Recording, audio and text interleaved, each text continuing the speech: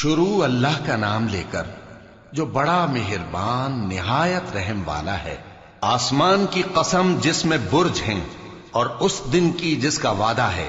اور حاضر ہونے والے کی اور اس کی جس کے پاس حاضر ہوتے ہیں، کہ خندقوں والے ہلاک کر دیے گئے، یعنی آگ کی خندقیں جس میں ایندھن جھونک رکھا تھا، جبکہ وہ ان کے کناروں پر بیٹھے ہوئے تھے اور جو ظلم وہ اہل ایمان پر کر رہے تھے ان کا نظارہ کر رہے تھے، اور ان کو مومنوں کی یہی بات بری لگتی تھی کہ وہ اللہ پر ایمان لائے تھے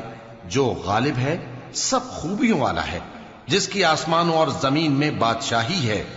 اور اللہ ہر چیز سے واقف ہے۔ جن لوگوں نے مومن مردوں اور مومن عورتوں کو تکلیفیں دیں اور توبہ نہ کی، ان کو دوزخ کا اور عذاب بھی ہوگا اور جلنے کا عذاب بھی،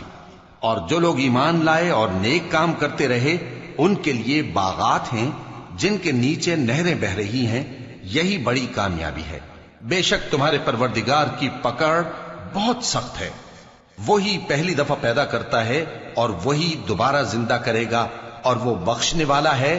بہت محبت کرنے والا ہے، عرش کا مالک، بڑی شان والا،